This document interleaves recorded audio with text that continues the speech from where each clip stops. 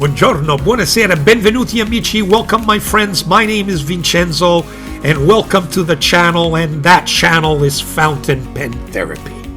Another weekly recap, April the 19th. Boy, you know, when you do these weekly recaps, everything jumps by 7 days. It seems like the month goes by like that. Incredible. We're already almost past mid-April. You know, I'm a golfer. Golf is around the corner. It's getting warmer and warmer, and I'm looking forward to that. But in the meantime, we're going to continue with some fountain pen therapy. I've got another great show for you. We got some paper. We got some brand new inks, brand new notebook that just come in. We've got a little bit of a pen haul that may vary, and it may kind of progress as this recap goes along, depending on how the doorbell rings. I have a Federal Express package coming in finally, and I'm hoping it comes in time for this recap. If it does, you'll be the beneficiary of those purchases. And you know what? We've got an interesting revisit of pens and an interesting weapons for next week. And I also want to revisit and take a look again at that MAJOHN Flex Nib that's really giving me some therapy, folks. So without any further ado, yes, Vincenzo presents the weekly recap for April the 19th, 2026.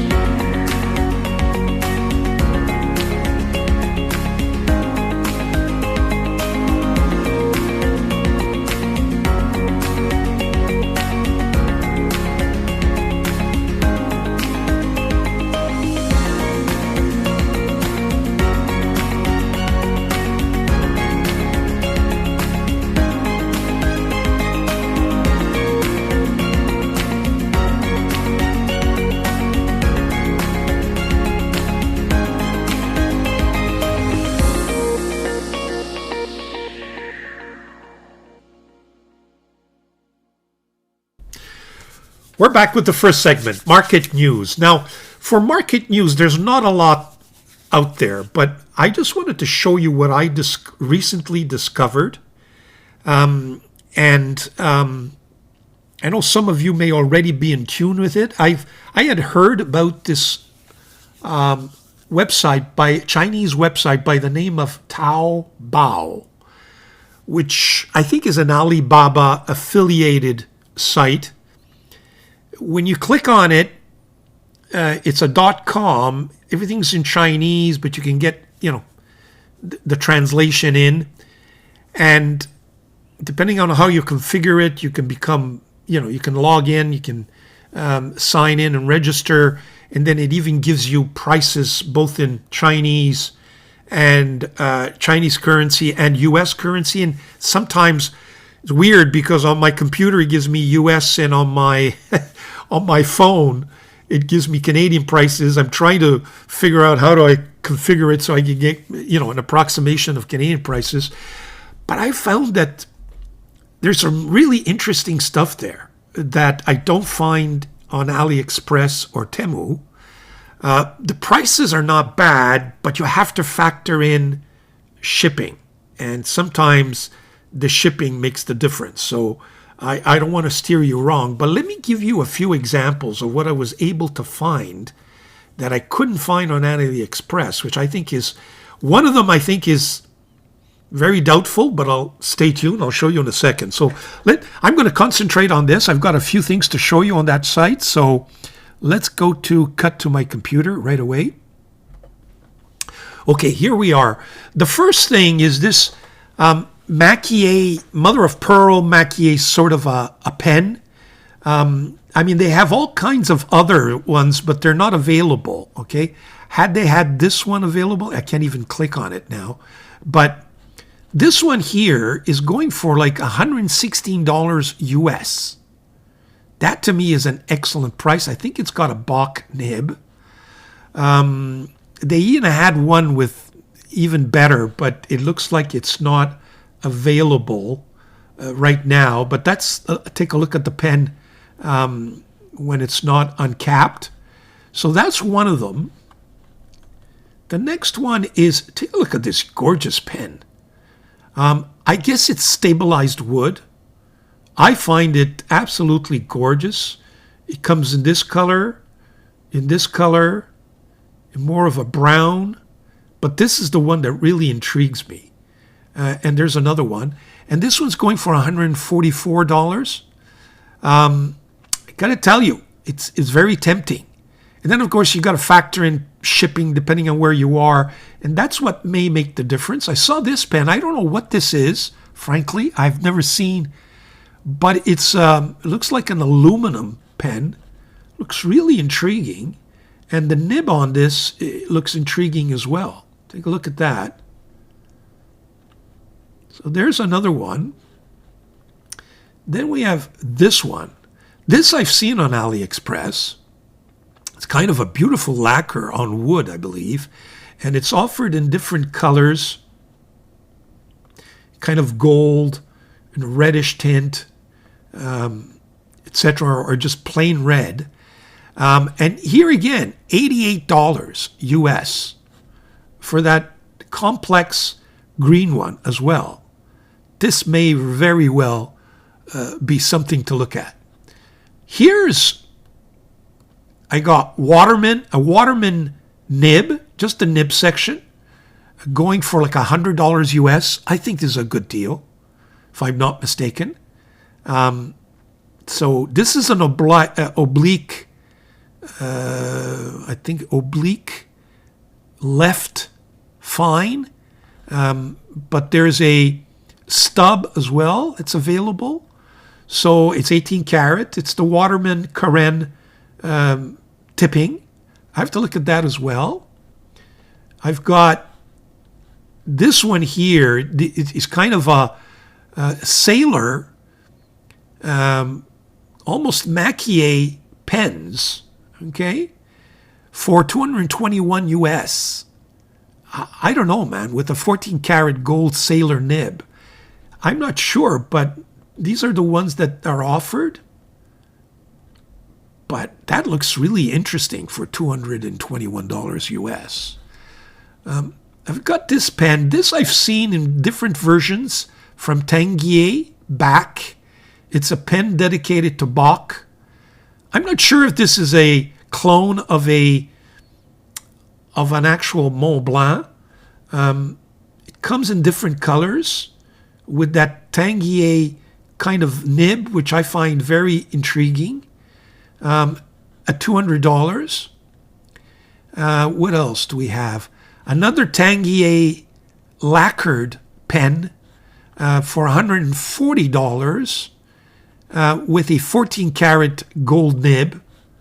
That could be interesting as well. It's kind of a nice lacquered Namiki style pens.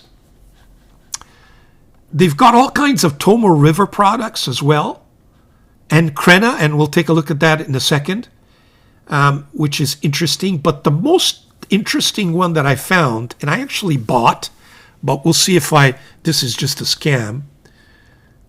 This Leonardo Guilloche Momento Zero 2.0, it's going for $30 US.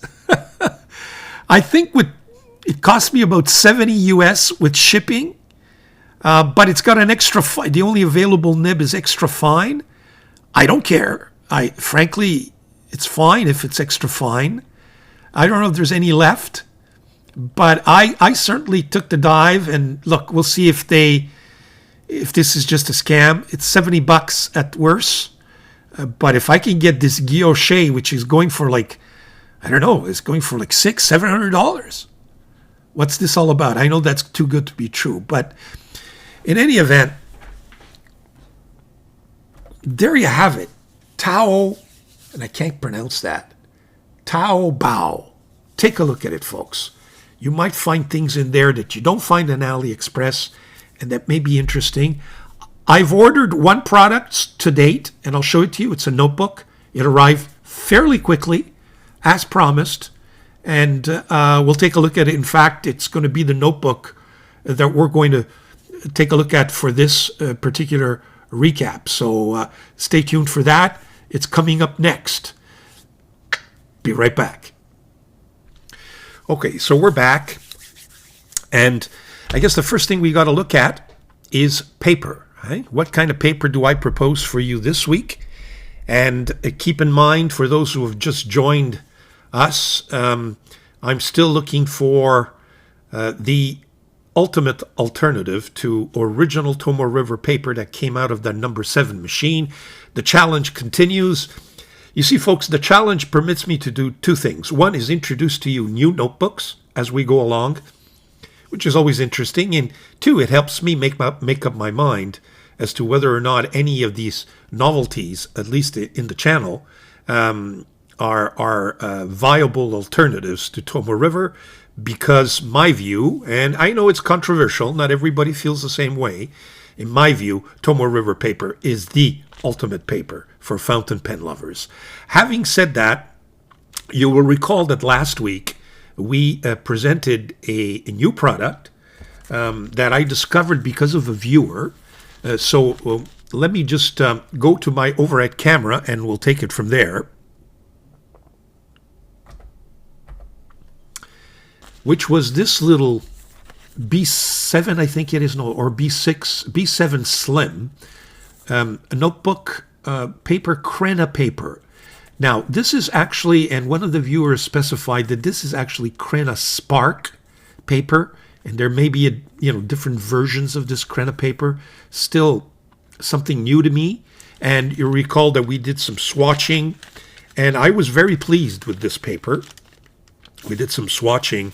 I really found the paper to be very similar to Tomo River and a viable alternative to be seen. But, it came in this very small notebook, which is not practical for me. I would have very little use for this little notebook, to be frank. It's just too small. But I did go on hunting for a bigger version, and I found one, and here it is. So let me introduce it to you. Let me just a little wider. I ordered it from, and I always get this wrong. Let me just make sure I get it right.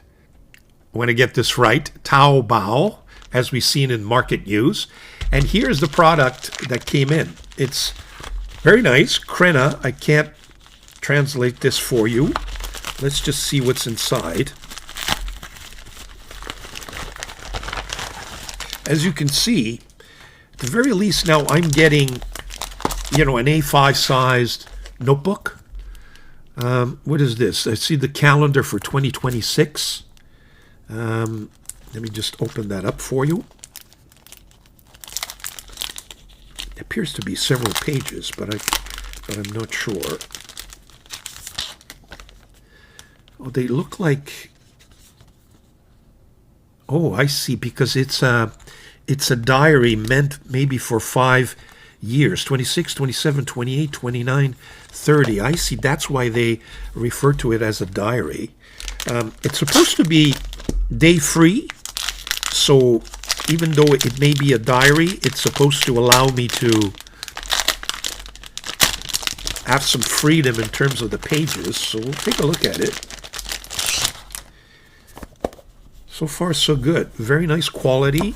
Kind of a plasticized cover. Very flexible. I see. Isn't that interesting? It's it does look like a diary or an agenda type notebook, but it allows freedom in the sense that you can put whatever date you want there, and it does have markers to, probably from month to month. I'm not sure. But it's day free, so I guess it's a type of notebook that you could use for any year. So you could put it away and use it for 2027, 2028, I guess. But, I would typically use this notebook for other reasons. I wouldn't use it as my agenda or maybe I will, depending on the paper. But for the time being, what I'm interested in is to see what this paper offers. It does, let me just go through what looks like day-free diary. Not sure what that says there. Kind of a listing, probably an index, which is interesting. Paged index. Then you have kind of a monthly calendar, but with no dates. I guess you mark your month here. That's in question. Kind of a monthly calendar. I would have preferred that they just skip that altogether, and then we start this kind of a pattern. You can see on top there's kind of 1, 2, 3 boxes for I don't know, things to do, maybe more urgent matters. Then you can put a date here, and then there's a kind of a listing there with numbered bullets. It is graph grid. The paper is just so familiar. It really, really feels like Tomoe River, I can tell you. And not Tomoe River Sanson, Tomoe River Original. I'm just hoping that it works out. I think what I'm going to do is that I'm going to swatch right here and test the paper with the swatching, and it sure beats this little thing. And there may be others. This is the first one I found. Now, it was expensive. It wasn't expensive. The price wasn't expensive, but it turns out that shipping is an issue, and it may be an issue with Taobao to begin with. Unlike AliExpress, where most of the stuff is free shipping, this one wasn't. So when you calculated shipping and the cost of the notebook, it was a little bit expensive, probably just as expensive as an Obonichi, which is maybe, a disadvantage and one of the reasons why this may not be ultimately retained. But I can tell you, so far, so good. So that's the notebook, CRENA, folks. Now, which type of CRENA is it? Feels very similar to the CRENA Spark, I got to tell you. I don't have any indication elsewhere, maybe in some of the Chinese writing that I can't recognize.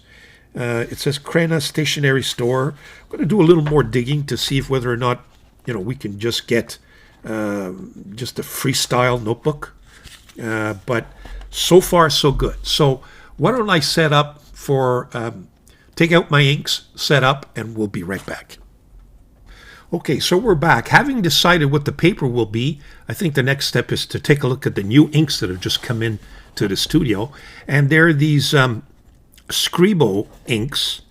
As you remember, SCRIBO has big bottles, but they also have these tiny bottles. They call it the art set, where instead of getting one bottle, you get 4. And they are, of course, how many milliliters? 20 milliliters, so much smaller. Again, cute bottles, but it gives me a chance to test 4 more inks from SCRIBO.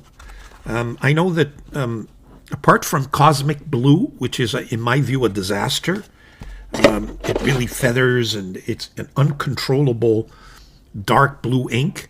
The other inks that I have from SCRIBO are, yes, they're quite intense, but very nice. So we have here Verde Prato, so it's a field green. We have Rosso Melograno, so it's kind of a red burgundy type of color. We have here just plain black, and we have Blue Pop, which I understand is a nice ink. So these are the 4 that we're going to be swatching on that new CRENA paper. And as far as my tools, and that's where I want to make a little bit of announcement and and it's part of the pen haul, in fact. First of all, we're going to be using this, as we usually do, the folded nib.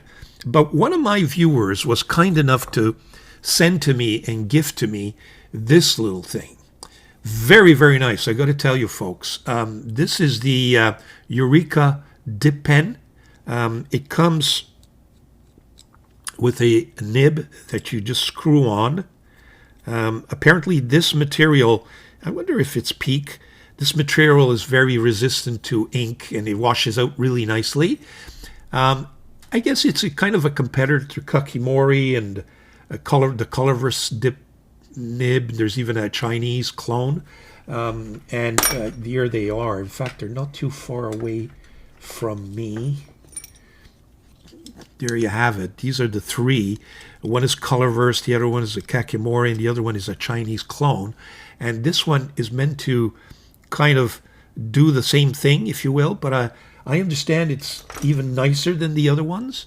And given that I've been struggling for some reason with this sailor nib lately, I figured it's a nice change. And the viewer said, please let me know how you like it. I'm sure you will. So we'll test it today, right? Okay, so that will be the new, and that's part of the pen haul, in fact. Okay, so let's bring back the notebooks. CRENA, and we will compare that to Tomoe River. Tomoe River is on the left. CRENA is on the right. Let me just put this weight down so it keeps the page nice, and there we go. I think we're all set. Good.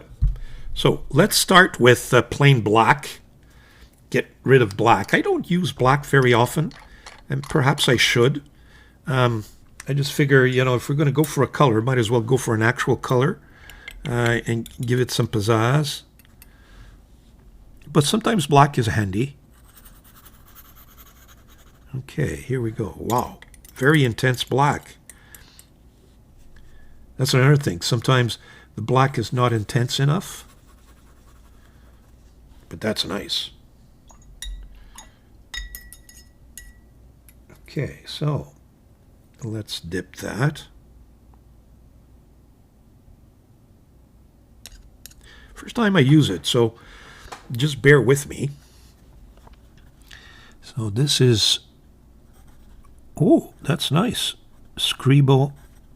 I was expecting a lot more resistance, but that's fairly smooth.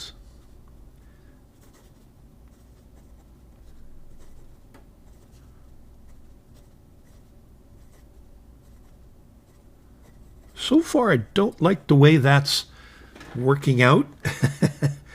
It kind of looks like what normally swatching looks like on very cheap paper, but maybe that it'll surprise me. Maybe it's meant to demonstrate some shading there. The next one is Blue Pop. None of these inks are shimmering inks, which is a good thing for me anyway.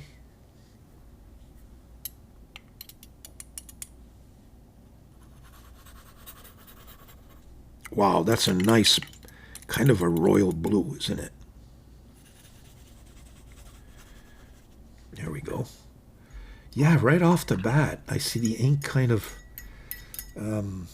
spreading out there, really in a very curious fashion, which is not, whoop, I should have to do the writing, which is not something that I was expecting, frankly. So this is Scribo and Blue Pop. Blue Pop without the E in Italian.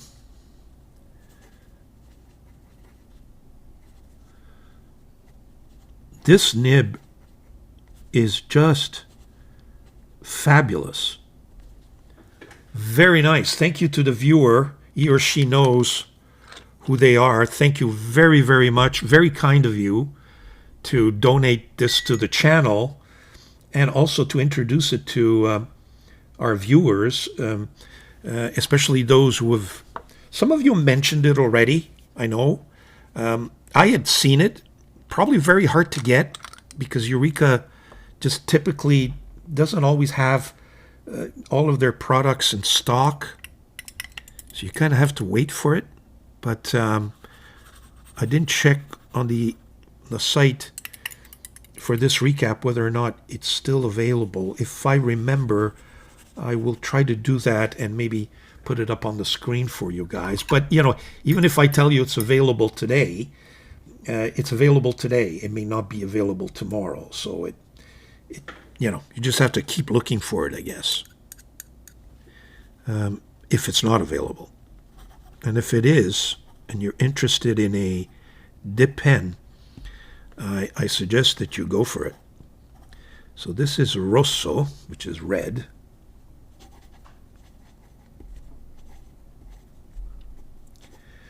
The paper is wonderful in terms of how it feels with the writing. I just questioning what's happening there with the ink in terms of the swatching, and I've got a feeling that what's on the reverse side is not pretty, but we shall see. Let me just my hands are a little wet. There we go. Okay, this is a field green or verde prato.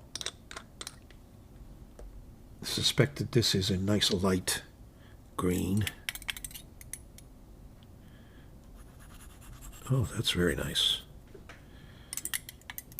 I prefer the darker greens, but yeah, it kind of just slips on this paper, and it either penetrates immediately. That's what it seems like it's doing, but look at that, the almost instantaneously drying.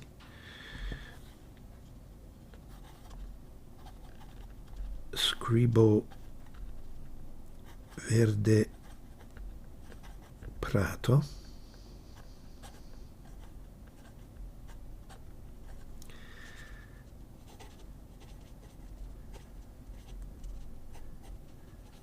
Wow.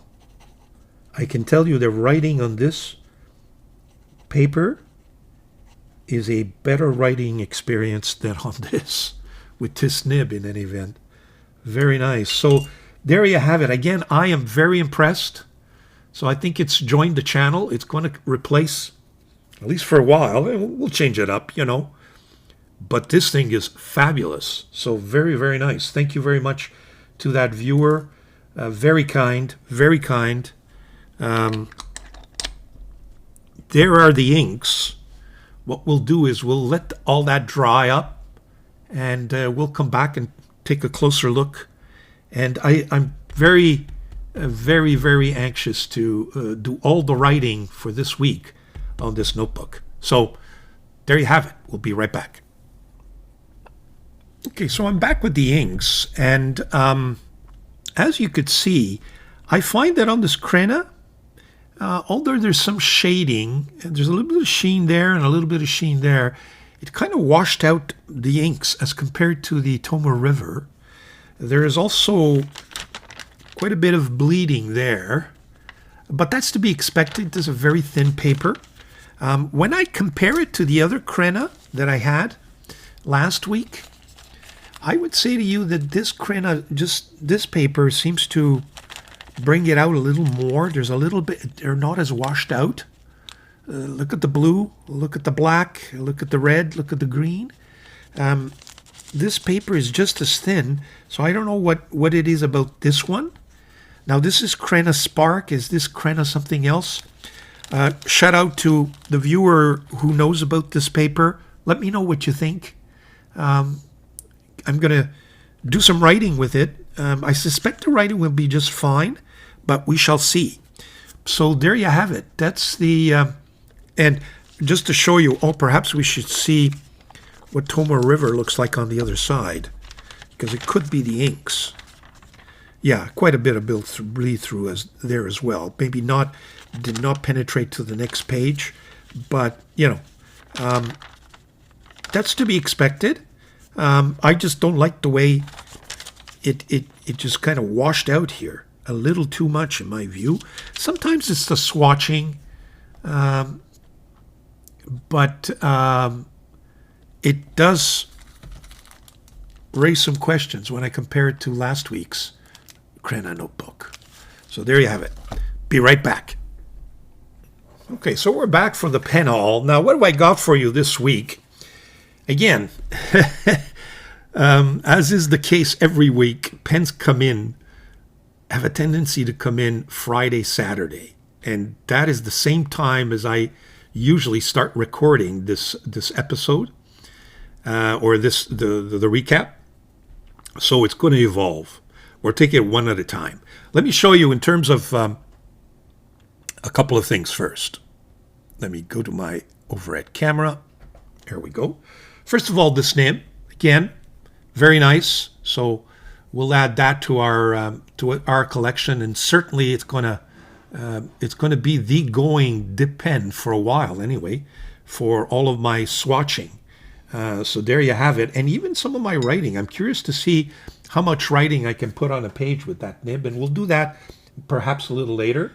The second thing is I wanted to show you this pencil, a mechanical pencil that I received from AliExpress. I think it's a Chinese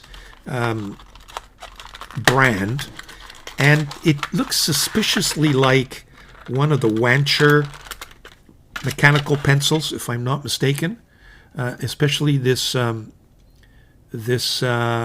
perhaps another main brand that I've forgotten right now. It's a 0.7. What's nice about it is that thing disappears, the tip disappears, and then you can bring it back in there that way, which is very nice. It's metal. It's very light. It's 0.07, which I really, really enjoy, and was not expensive at all, just a few dollars. So that's going to go to the pen haul, and there you have it. Then the next thing I wanted to show you is, and as I mentioned in one of my shorts, I've been playing around with the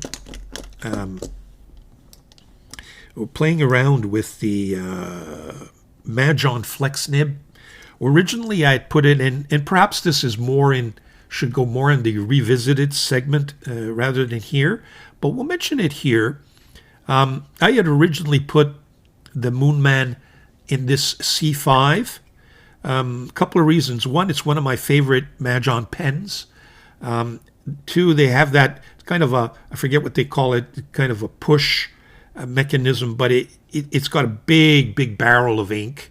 So I figured the flow would be much nicer than if I had a converter. And it worked fairly well, I got to tell you, even with that plastic feed. And it fitted really nicely.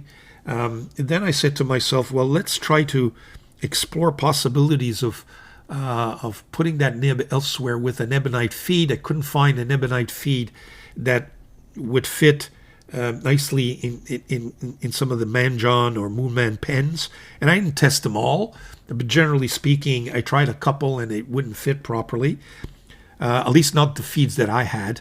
So I knew I had some ebonite feeds on this Canwrite pen, and so that's what I did. You can see the ebonite feed there, and it fits nice and snug. Now, I did the same thing on this V200 Asvine.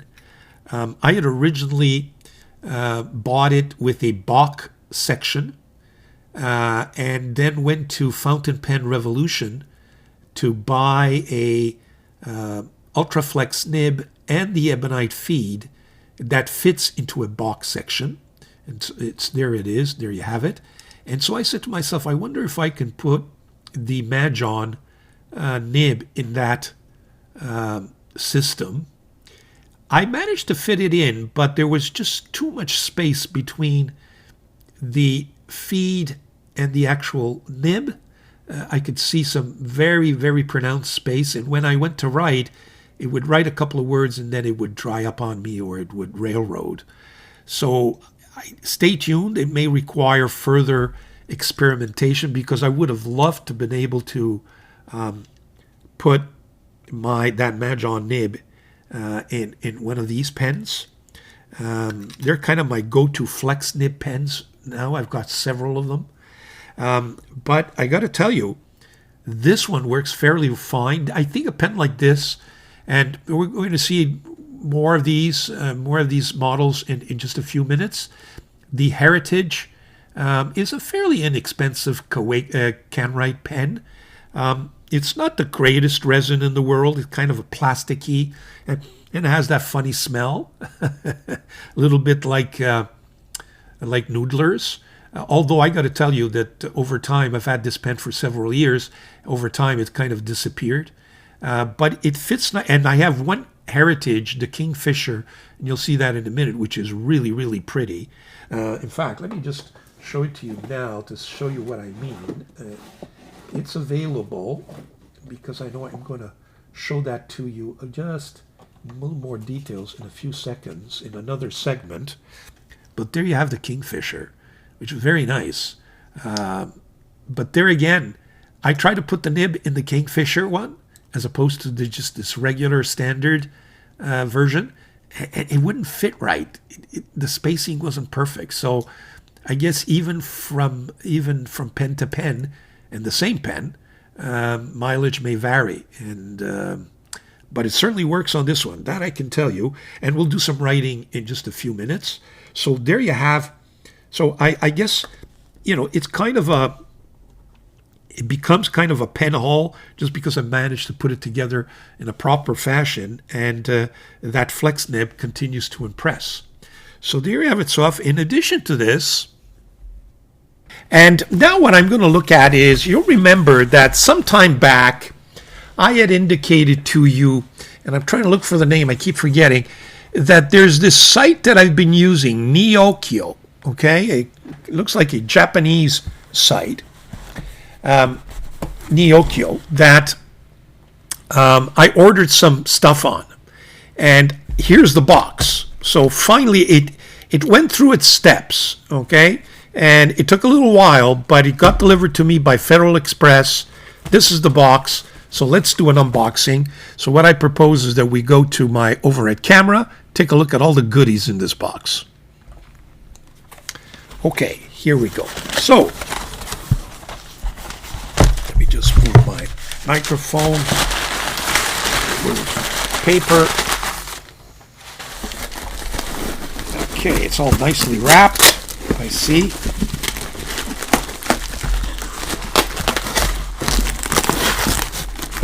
Okay, here we go. Remove that box from the picture. And we're going to start.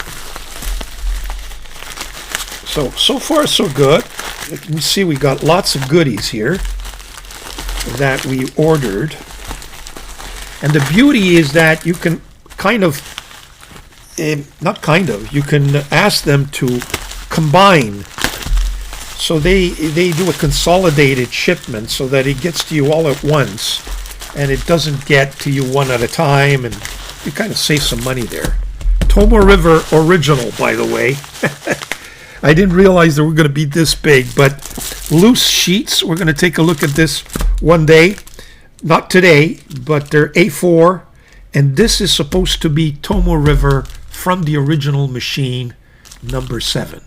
I don't know what any of this means, frankly, but that's what it's advertised as. So we're going to take this, put it aside for the time being.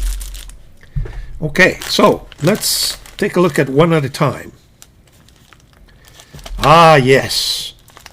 Now, this is probably the most popular rollerball on the market, which keeps getting sold out. And I have already one, which is, let me show you where it is. I'm just going to take it out of one of my, there we go. It's this one. Okay, I've got this kind of silverish version. Beautiful. Probably the best rollerball I have in my at reasonable prices. I mean, I have a couple of roller balls from major fountain pen brands that cost hundreds of dollars, but in terms of the low-priced ones, this is probably the best one, and it's hard to find. You can find it on eBay, and they charge you a premium for it. And now they came out with a limited edition, and it's in here. So just a teaser. It's come in. They also have a black version, and they now have a champagne version. I think I'm going to get all four eventually, but you can find it at a reasonable price on that site, the Nyokyo site. So we'll put that aside, and maybe we'll kind of play with that later on, or in another recap. What else have we got? Well, let's take a look at this one. I think the best thing would be here to just use a scissor. Ah, yes. This is another very limited edition that you can't find anywhere unless you go to Japan. It's the Lift Plus wood. It's made out of wood. Very rare, very sought after, but you can't get it from unless it's been put on somewhere in the North American or within the reach of North America. But last time I checked, it wasn't, and I ordered one. So that's another mechanical pencil, I believe, and beautiful, beautiful stuff. We'll take a look at that during another recap. That's just a sneak peek. That's it, I think, for non-fountain pens. These are what I really want to see, and the quality, because they are used, and I'm just curious to see, because I did not pay these very much, and I just want to make sure that the quality is okay, as advertised, so to speak. Let me just see how to... Okay, it's taped up here. There we go. Very well packaged, by the way. Very nicely packaged. How do I get this out? Okay, let me just split that. There we go. Okay, throw that in the bin. Okay, one at a time. Here we go.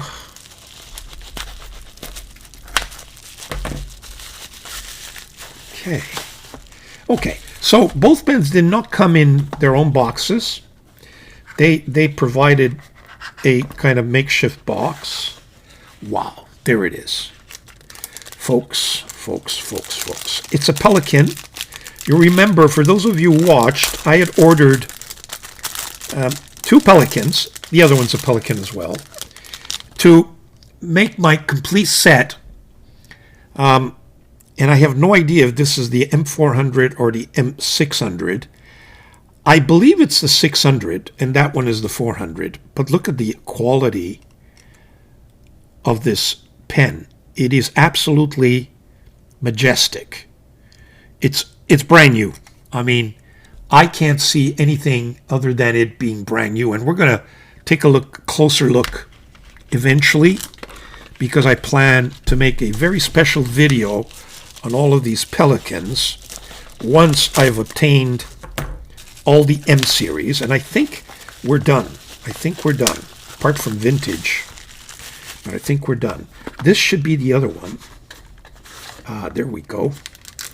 Yeah, this looks like the small. I thought I had ordered a different color, just so that I could distinguish it. I didn't remember ordering blue for both. Maybe I did, and I just... Oh, I see. One is silver or platinum or rhodium, but it's a silver finish, and the other, there's a little bit different. The blue is different, I think. No, the blue is the same. So the silver-coated one is the M400, and the other one is the M600. Isn't that gorgeous? Let me just take a look at the nib inside. We're going to take a good look at all these pens to make sure that the nibs are okay and that everything functions properly. But let me tell you, these are a real bargain. Now, just give me a second. I'll tell you what I paid for them. Okay, so let me cut to my computer. As you can see, the M600 I paid $201 US. And in Canada, so 200 US is about 300, 200 US is about 300 Canadian. I would have paid $500 to $600 for that pen. Now there's plus shipping, but the shipping I think was $60, $70 for all the items. The M400, the M405 actually, I paid $163 US, which is roughly $220 or $240, $240 Canadian, which I would have paid at least $400 to $500. So in my estimation, I saved approximately 50%. The lift plus wood, I paid $38 US. Very rare. You can't find it. You can find it, on eBay for hundreds of dollars. This limited edition was a real... I had ordered it from one vendor and it got canceled because there was no more. I paid it $47 US, which is probably the running retail price for that limited edition Zento signature, which is, what a bargain. Try to get that on eBay. I think it's hundreds of dollars. So, folks, I can tell you that my first order from Neokyo, on the recommendation of Doodlebud, worked just fine. Just fine. I am absolutely thrilled that I've got all these excellent writing instruments. And we're going to deep dive in all these in a subsequent recap or even an individual video. But I'm so pleased that now I've got these beautiful pelicans. Let me just click to my overhead camera. Isn't that really, really nice? I've got to tell you that I'm very pleased with both of these purchases. I was expecting them to be banged up, but they look almost brand new, and maybe they are even brand new, to tell you the truth, because I don't see them having been inked. There's no traces of anything. Now, are the nibs functioning? We'll see. This one is a fine, because I did want to test a fine in Pelican, and this one is the medium. So now I think I've got the entire set of the M series, and I finally will be able to do a very interesting review with that. So if I combine that with my... Actually, we'll take a proper... Just to take a snapshot, I should say, of my purchases. What else did I have that I considered part of my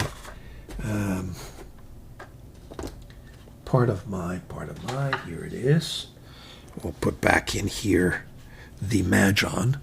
So that in a nutshell is my pen haul for this week. Isn't that exciting? I hope so. Neokyo, check it out, folks. We now have Neokyo to check out, and we have also, do not forget, Toaobao. I can never pronounce it. Just give me a second. And we're going to... Taobao, right? And Neokyo. There you go. Very nice. Very pleased. Stay tuned for the next segment. Be right back. Okay, so we're back. I want to do some writing with all these beautiful writing instruments that we just received. So first thing, let's do more writing with this Eureka. So we'll put up here pen haul. Wow. And we're the 19th of the 4 of 2026. This is the Eureka. Folks, this nib writes like a fountain pen. Eureka Dip Pen. Thank you to that viewer. I mean, I know I did some writing at the swatch stage, but now that I could let go, in the sense that I could really write normally, the ink is the Scribo Blue Pop, a beautiful color, by the way. Wow, really nice. My goodness. I mean, this thing puts to shame the Kakimori, the Colorverse, and the other ones, and even that Sailor. This is one of the best pen experiences I've had all year. I think I must do a separate video on this. Let me tell you. Thank you so much to that viewer. Wow. Isn't that amazing? So that's that. I'm going to do a lot of writing, and we just wrote a little bit and had a lot more available. Let's do the 400 first, shall we? So this is the M400. Look at this, folks.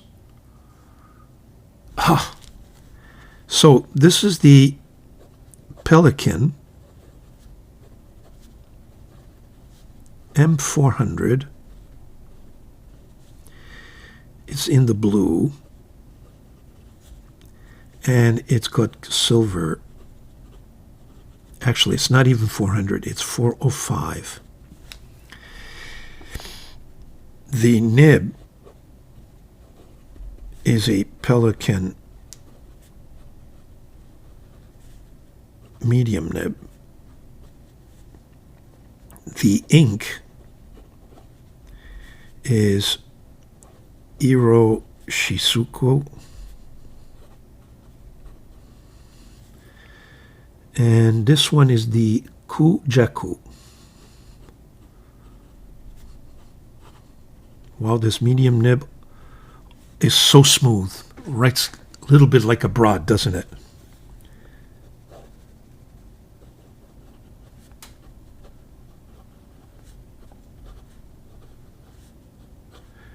And with this paper, wow.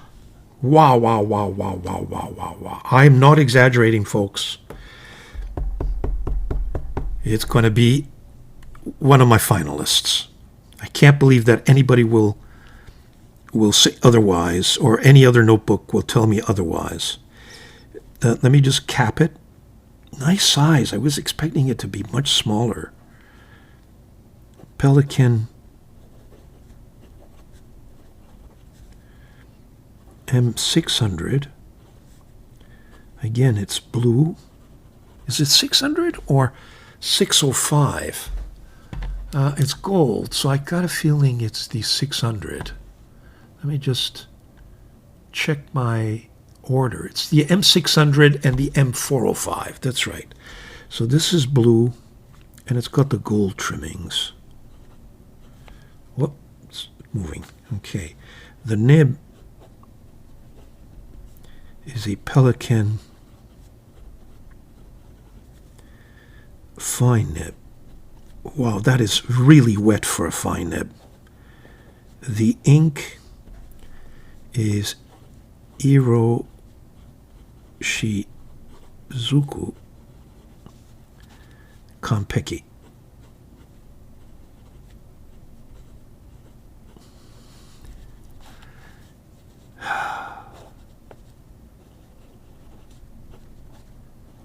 Let me tell you, folks, I think I'm going to sleep much better tonight, because I was a little bit worried that this site, that I would get caught up in some scam. But let me tell you, wow. And this paper, absolutely excellent. Just excellent. So let's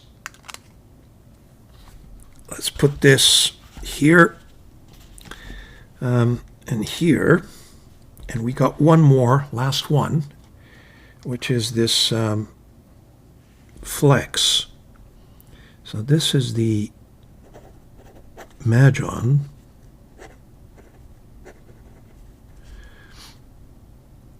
Number 6. Fine Flex. Forget what the ink is, but it's with the Canwrite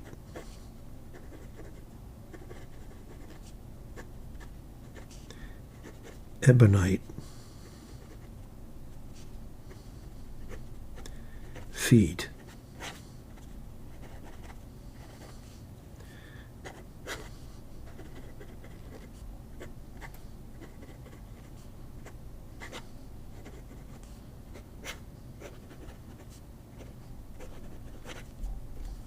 The only bad thing about it is the smell that this pen has. A little bit like Noodler's, same thing. It's that cheap plastic that they use, which is so unfortunate. Let me just clean my, so that we could put it all together here for you. And that's this week's pen haul. Wow. I got to tell you. Those Pelicans at those prices, I'm so glad I waited, because these two pens have been in my sights for months now, and I almost pulled the trigger when I was in Portugal, and I ended up getting only the M800 and probably overpaid for it between you and I in the four walls, just because I wanted to walk out with a pen that came from, from Portugal, or that I purchased in Portugal. But now, I find myself having, all of them. So we're going to put them all together, and we're going to do a special video on those M and that M series. Very nice. Nikkyo. Check it out. Nikkyo. Next segment. I'm going to pop in here, and I'm going to splice in this part, because since I was taping this episode, Doodlebud just came out with a video where he reviews in detail this nib, this MAJOHN Flex nib, and in particular he goes over what pens he believes the nib can fit into, and he was saying it's too bad it doesn't fit into MAJOHN pens. But I think it's maybe because he's using the wrong pens. So let me tell you which ones I've had success with. First of all, as we've seen last week, it definitely fits this C5. So let's take a list here. Let's make a list of all the pens that I managed to put it in. Okay. So first of all, the MAJOHN C5, it's a go. Okay.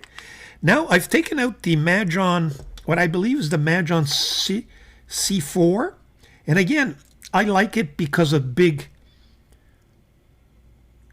lots of ink and that big barrel. All you have to do is open up the valve there, and we shall see. And it appears to fit in very nicely. Thank you very much. Let me just adjust the, here we go. Okay, you could see that it fits in really nicely right there. So there's no space, and it's just, just perfect. I have pushed this ink down, so we'll see if it works, but this is the, it's got to wait for the ink to come down. Okay, no, there it is. MAJOHN C4. Yes, sir. Works very, very nicely. Thank you very much. And again, we're talking about the plastic feed. We don't even have a, and it's working quite well. Thank you very much. Now, will it give you a little bit of hard start if you push it too much? Certainly, but all flex pens nibs do that. So the C4 works, okay? let me tell you what else works. Okay, I have a Moonman M800 here. Sorry about all the inky fingers. And there's a little bit of space there, just a little bit of space, as you could see.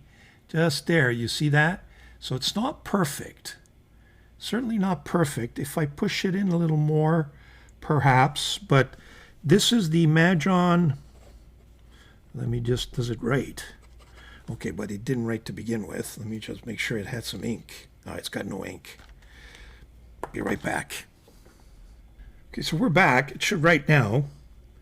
So this is the MAJOHN M800. And this is the purple one. Take a look at that. Really nice with that Yamabudo.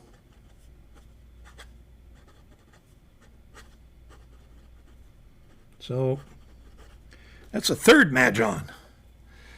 Be right back with another one. Now I tried fitting it into this. This is a ADMOC M800, but with that Schmidt nib section, and I couldn't get the nib in that Schmidt section.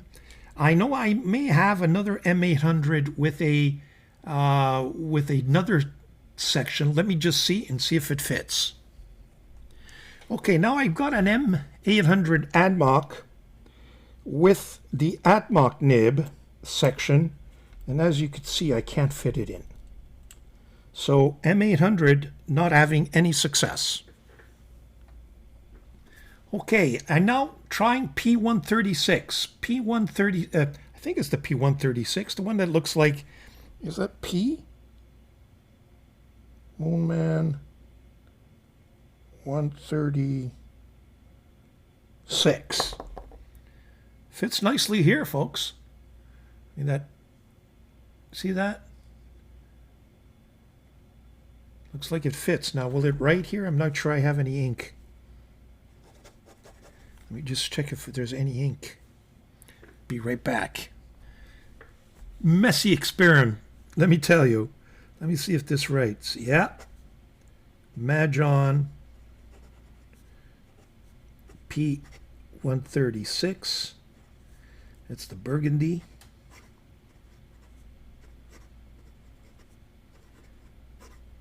And folks, it's giving me better line variation than with that ebonite feed.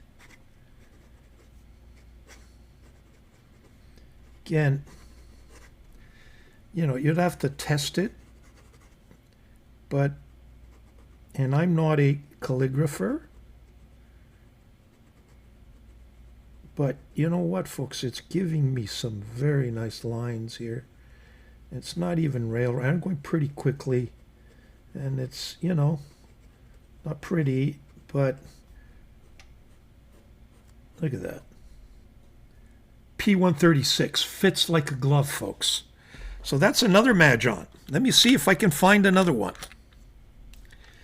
So that's the P136. This one is the MAJOHN. Okay, next. I think I found another one. This is the MAJOHN Moonman T5, which is a beautiful pen. And I never use it, and might start using it if I can fit. The nib appears to fit nicely. There you go. So this is the MAJOHN or Moonman. Whoa, T5.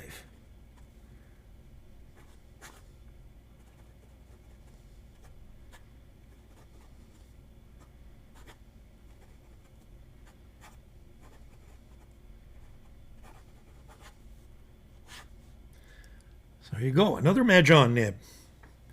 Let's see if we can find another one. I think I found another one.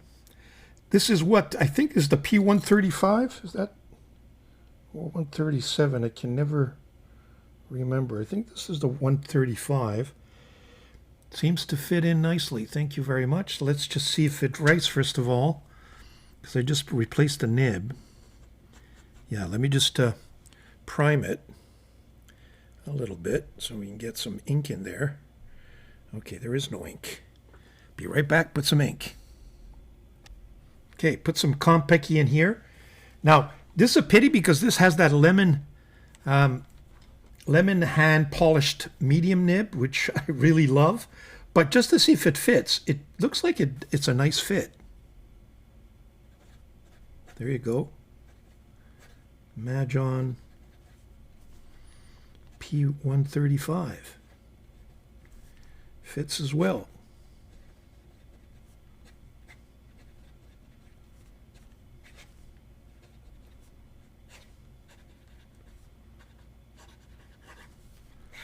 Really nice. I don't know if I should stop there, but as you can see, there's quite a few of them, quite a few MAJOHNs that fit. So I guess you just got to check with the right ones.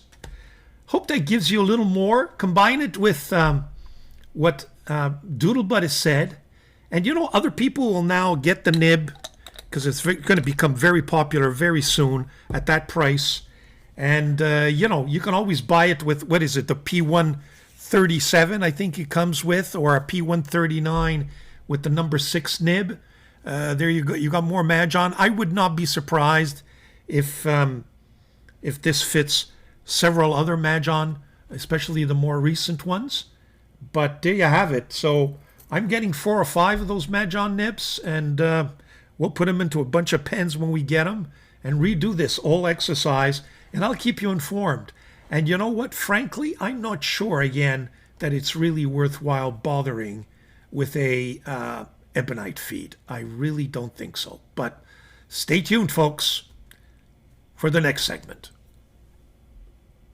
Actually, before we leave, I've put it back in the CanWrite pen along with that ebonite feed just to give it one more go here. Okay, I got to prime it because I've removed it from its pens a few times here.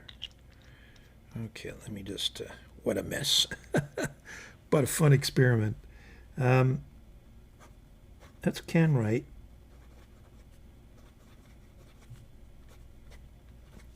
And as you can see, with an ebonite feed,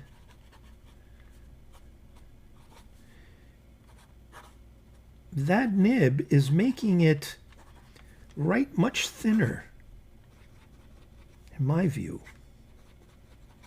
Still pretty nice. I mean, I can't say that, you know, and it all depends. I guess you'd have to take it for a long ride. Fits very nicely. So I just find that getting more line variation or thicker line in the, take a look at that. Let me just widen it out a bit for you. Can you see that? I think I'm getting thicker lines and thicker line variation on the plastic feeds than I am on the CanWrite. But folks, it's a fun pen. I guess let's keep going. Let's keep seeing where we can put this flex nib. Worth every penny. Stay tuned. Okay, so we're back with the next segment. Continue to do some writing on this notebook, and this time we're going to revisit some pens.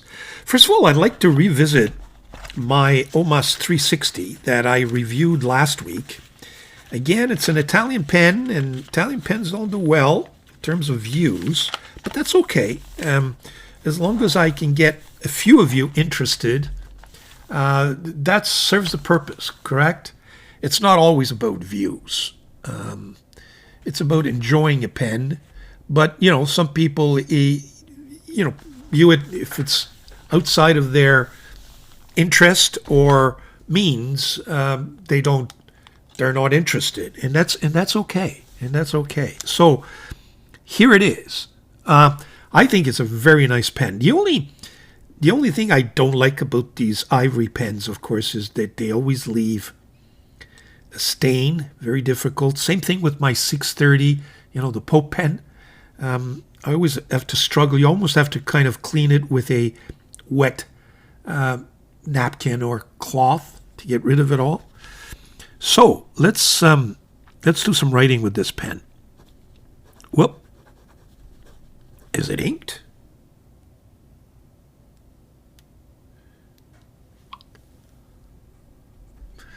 I'm back. For some reason, it wasn't writing. Here we go. I had to kind of prime it. There, it skipped there again.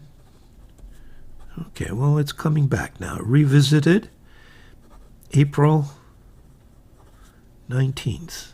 I can tell you this paper is really nice. The ink swatching wasn't very impressive, but the writing sure is. OMAS 360. So it's skipping on me a little bit. White. Yeah, here again. Ivory. Wow. That is really, and the ink, I forget what it is, but you saw it in my review. Just for some reason, it's skipping on me. Could be that the ink is kind of running out here. It's too bad, because let me tell you this. Now, is it the paper? This 18 karat? No, you know what? I think I'm running out of ink. Yeah, I think I'm running out of ink. Well, it's coming back here. I don't know what it is. It's being temperamental. It's coming back here for some reason. But there is some skipping there that I have to look at. Because it's that beautiful 18 karat nib. I don't want it wasted. Wow. Not impressive, let me tell you. Very disappointed. Is it the paper? Well, let's take a look at other pens and see what happens. Okay, so, well, that's my OMAS 360. A little disappointing there. Now, in terms of revisiting, yes, so let's revisit more pens. And I realized that I went back in my collection, very deep into my collection, in fact, and realized that there was one pen brand that I hadn't written with in a long, long time. Unfortunately, it's a pen brand that I think no longer exists. I bought these series of pens in a site with a I believe they were English, United Kingdom somewhere, by the name of Mr. Pen or Mr. Pens. I think that was the name. And the brand is Italics. These are the pens. This one here is the Captain's Commission. I have it both with a black barrel and a kind of a burgundy barrel. Take a look at the cap, the way it's designed. Very nice clip. Really, really sharp pen. I found a little bit on the heavy side. There's a lot of metal in there. And what we liked about at the time were these nibs. They kind of ground their own nibs. I don't know if they're Bach or Yowo that have been ground into italic, but very sharp italic stubs. They're almost kind of just cut, if you will, as opposed to being cursive. You could see the tip has been shortened. Let me see if this thing writes. So this is italics. Captain's Commission.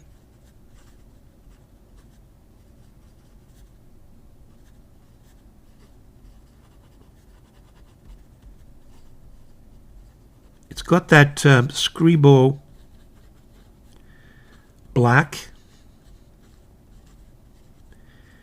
And the nib is well, I would say it's almost a 1.5, but an italic stub. Whoop. You can see that. Look how fine the line is here as compared to the downstroke. Definitely you could see the enormous line variation on these nibs. A lot of fun, let me tell you. And depending on how you hold the pen, the downstroke can get much thicker. And as I mentioned early on in my collecting, all I was playing around with were italic nibs. So let's go to this other side of the notebook and let's play around with this is the burgundy. Filled it up with the Scribo Rosso. This one is a little less pronounced. As you can see, the tipping, that one was more like 1.5. This is probably 1.1. You can see the tipping is a lot longer, less cut off. So this is italics. Again, it's the captain's commission. This notebook is very smooth, I can tell you. It's almost like it's got the smoothness of a Rhodia or Clairefontaine, but it feels like Tomo River. It's very unique. Again, the nib is an italic, whereas the other one was probably a broad stub. I would say that this is a medium stub.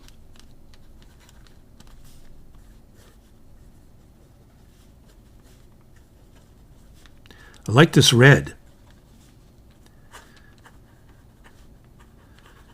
So the ink is Scribo Rosso, Scribo red. Now, how does it look like on the other side? It's not bad. You can see some, whoops, you can see some ghosting, like you would in, I think, in a Tomo River context. Next, from the same italics, is this Churchman's Prescriptor. So again, metal, big finial, all black with gold trimmings. There you have it. This is a medium stub.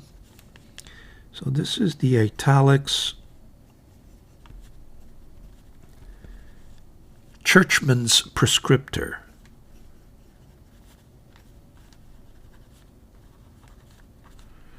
Unique name. Pro or Pre? Prescriptor. The nib is an italic medium stub. I love this blue ink, by the way. The ink is the Scribo, what do they call it? The Blue Pop. Really nice, kind of a royal blue. Very, very nice ink.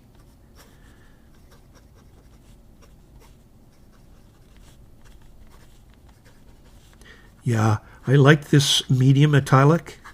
I think it's going to go in my rotation. We'll see. We shall see. The next one from the same italic or italics brand is the, I believe they call it the Parsons Essential. This one's got a little more pizzazz. There's this nice, not acrylic, resin really. A little bit smaller when you compare it to the other two. As you could see, it's much smaller, thinner, but a little bit prettier. They all post, by the way. This one, I think, posts, it's a smaller pen, so it's very nice posted. So this is the, I tell you what, why don't we just grab a new page here. There we go. So this is the italics Parsons Essential. Again, another very unique name. This one is a number 5. I don't know what's wrong with the camera, but it's a number 5 size nib, and it's identified as a broad stub. So the nib is a italic broad stub. Again, very thin and very thick downstroke. The ink, again, is Scribo. Really nice. The Scribo Blue Pop, and it certainly pops. So far, this paper is nice, folks. It's nice. Fountain pen therapy. Let's go.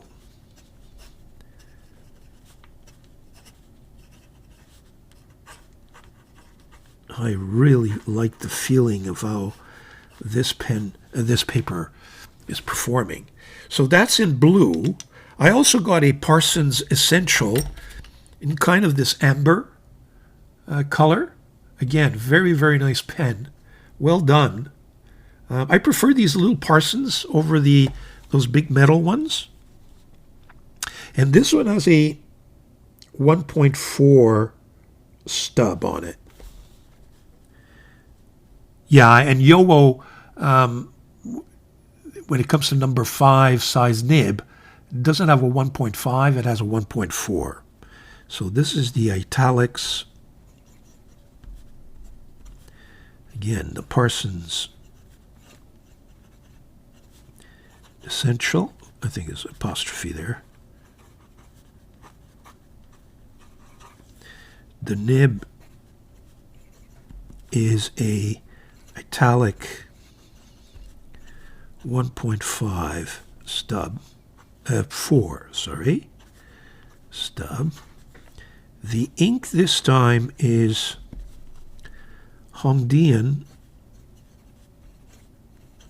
brown, a really nice dark brown ink. Again, this paper is very much within the zone of a viable alternative. There you have it, nice and big. These are big stubs, lots of fun to write with.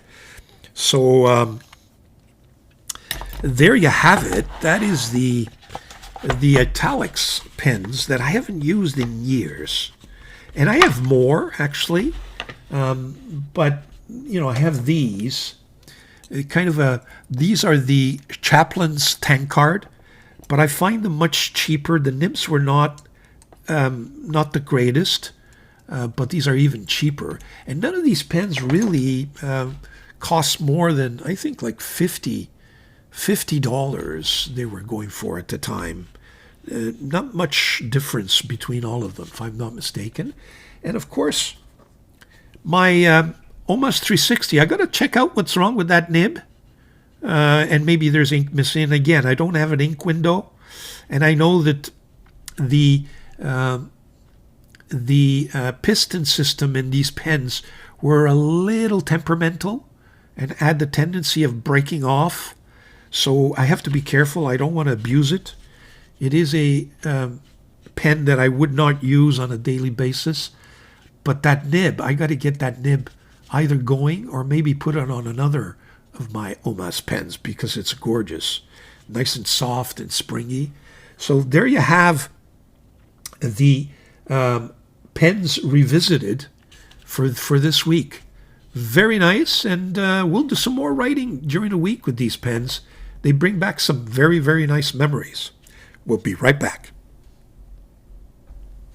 Okay, so we're back, and for weapons for next week, what have I got for you? Well, as we saw, I pulled out that Kenwright to accommodate the MAJOHN Flex nib. I figured, why not just show you some of my Kenwright collection. I got several models here, and those will be my weapons for next week. We've got the Heritage here. These are the standard Heritage. It comes in green, brown, and blue. And then I've got the special edition, which is the Kingfisher Heritage. Beautiful pen. I'll take a look at it in a second. I've got two. These are smaller, even cheaper models, which is the Desire.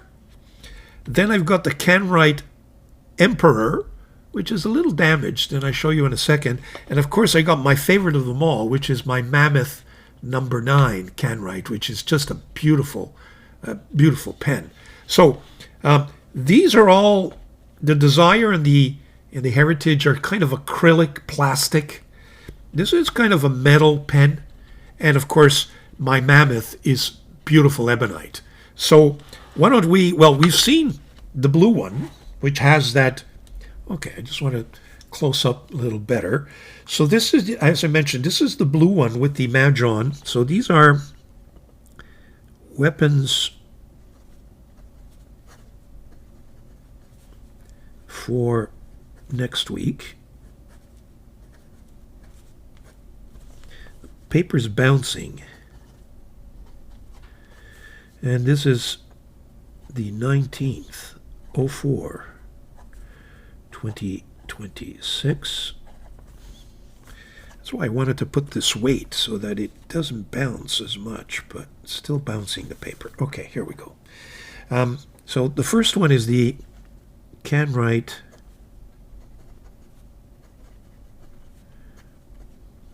Heritage.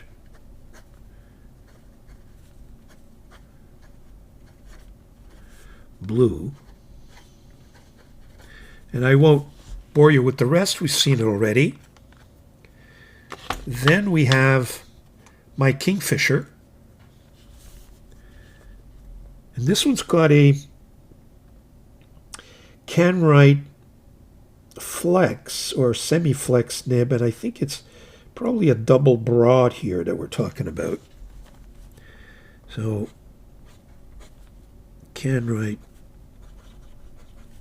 yeah, they're just great nibs. Heritage. And this is the Kingfisher.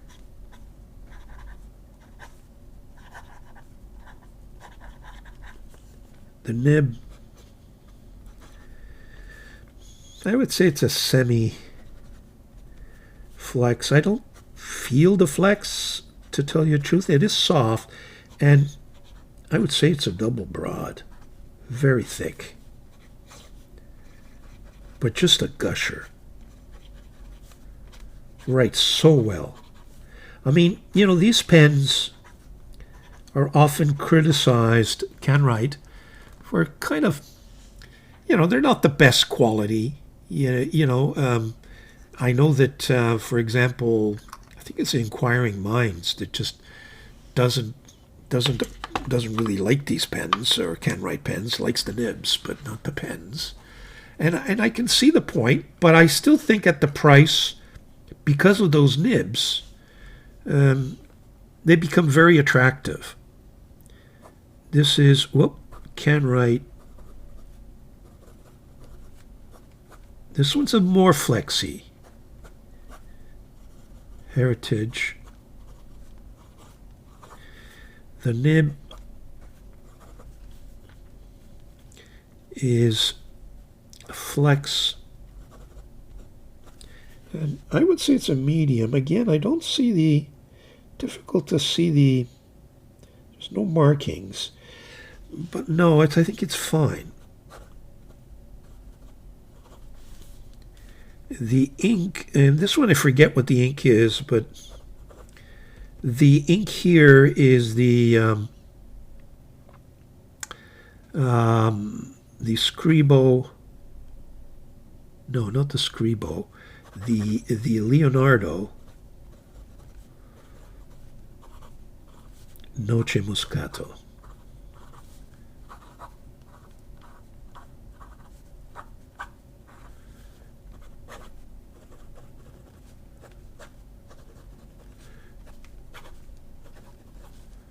Yeah, this one definitely has spring to it. Very similar to the MAJOHN, actually. Then I got the green one. That's the brown. And this one has a double broad. So CanWrite Heritage. Green nib. Again, it's a CanWrite nib, but it's a standard double broad. The ink The ink here is that SCRIBO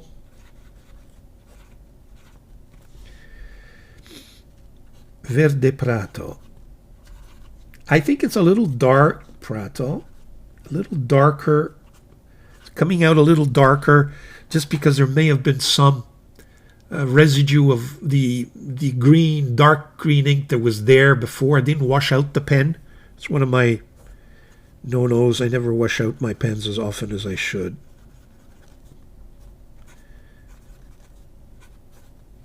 And that's probably why the green is coming out so dark here. Again, very smooth. Just no problems with the nibs. I can tell, yes, it's not the greatest quality.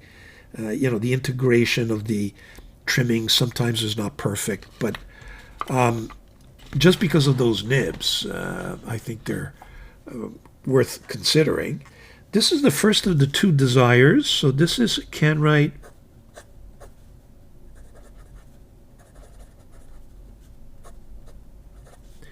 Desire, and it's kind of a yellow swirl.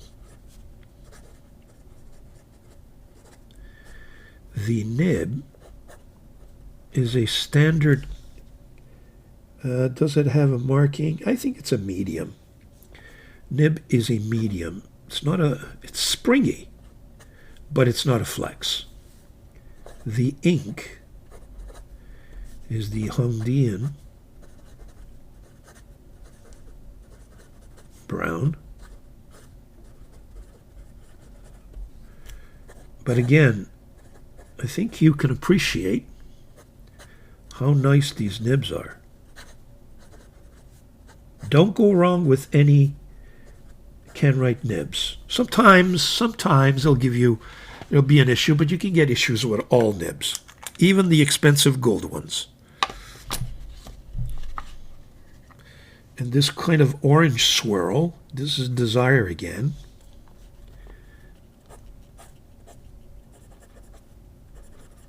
Yeah, this is a Think of Fine. Desire. And I will say orange swirl. It may be identified some other way on the website, but just for my own sake, nib, I would think, is a standard fine nib. The ink here, again, it's the Scribo Rosso. Very nice. Got some spring to it, this nib. Very nice.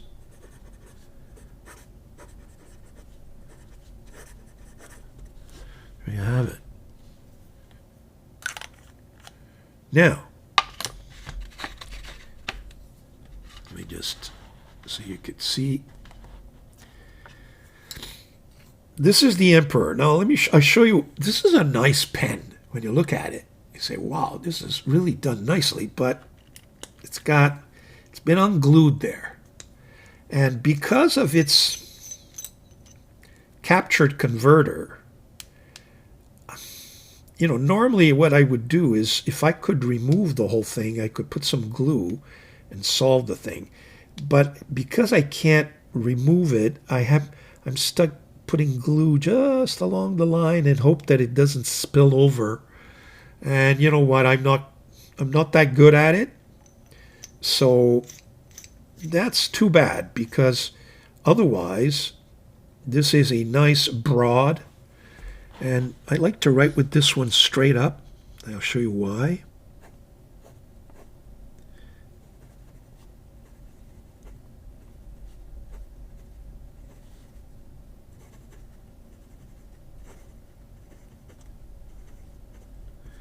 With a Canwrite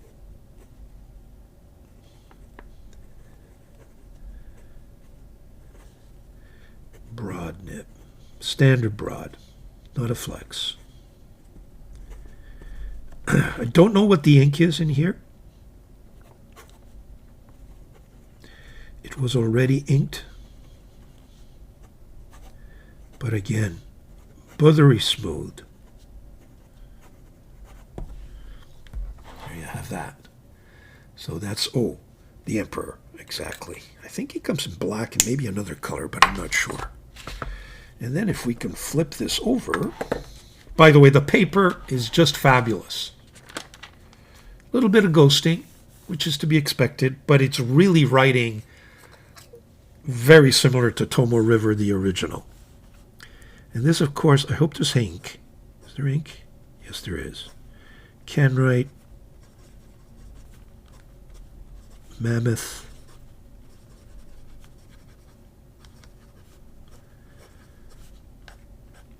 This is the Mammoth number 9. It's got the nib is the can write.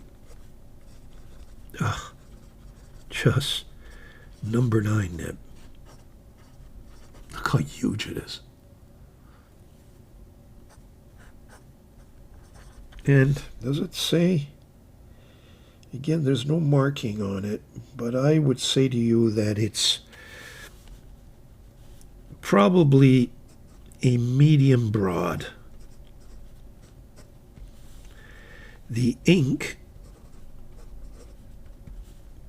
is, I think it's Yamabudo.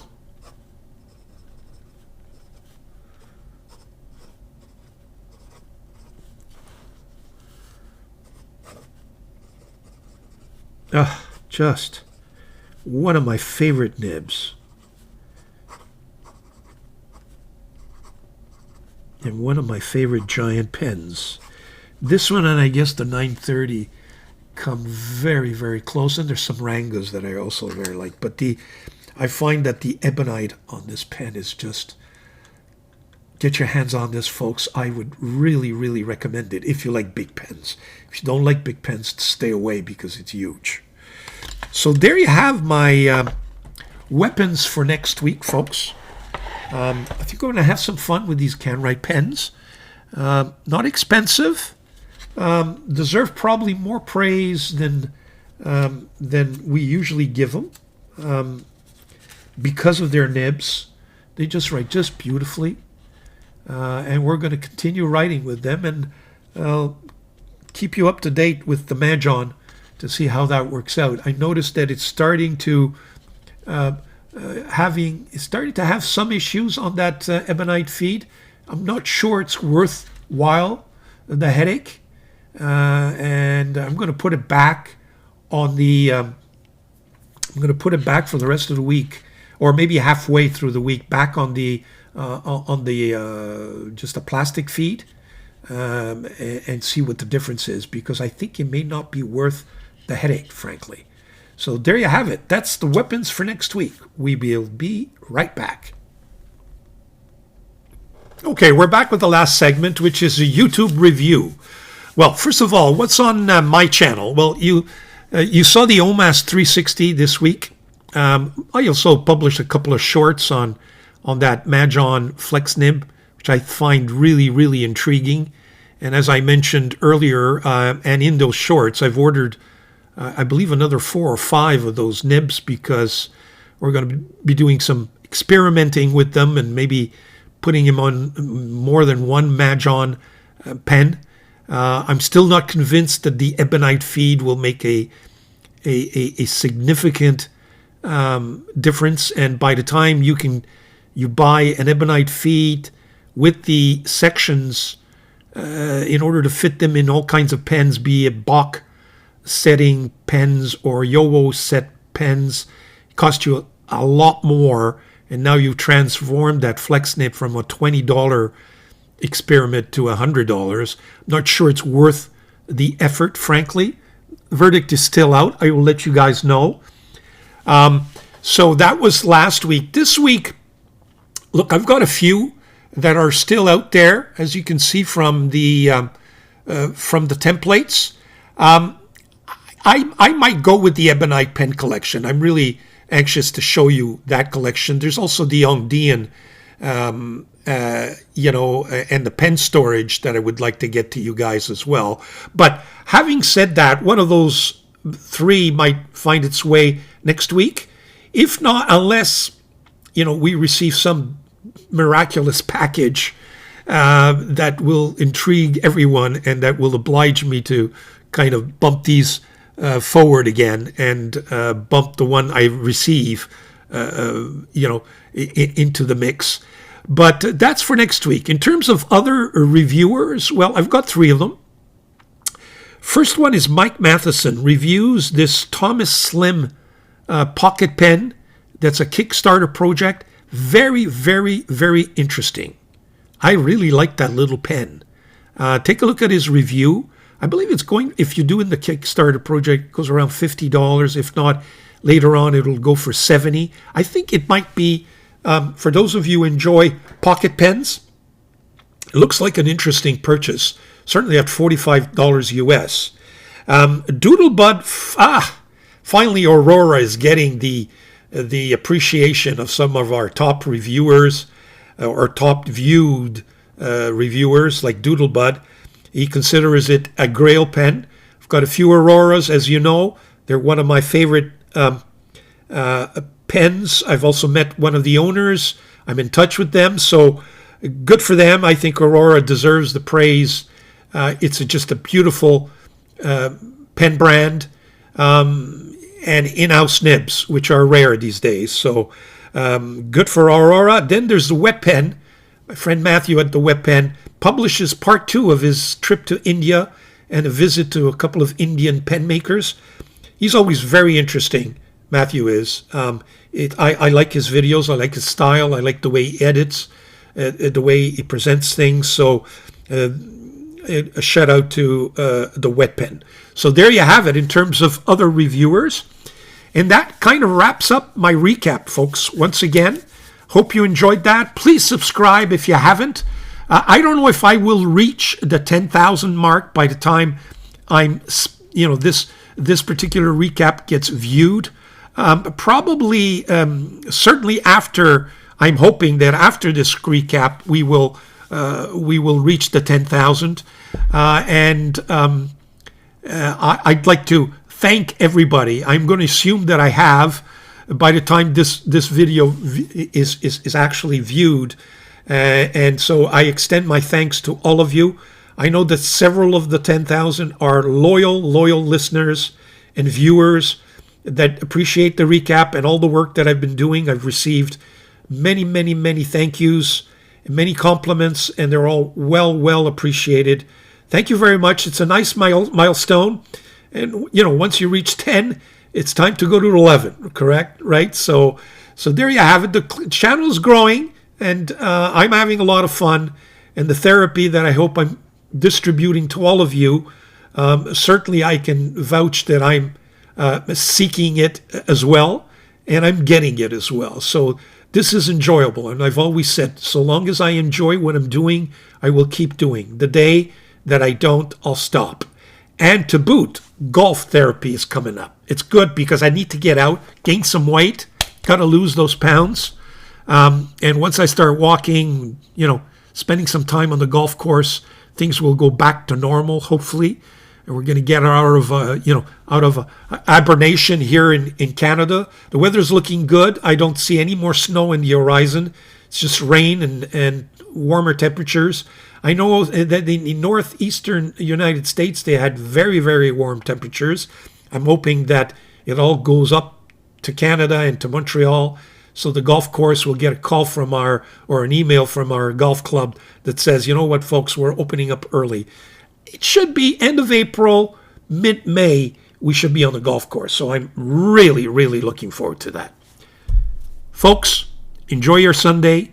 Enjoy your pens, inks, and paper. And we will see you sometime soon. Ciao.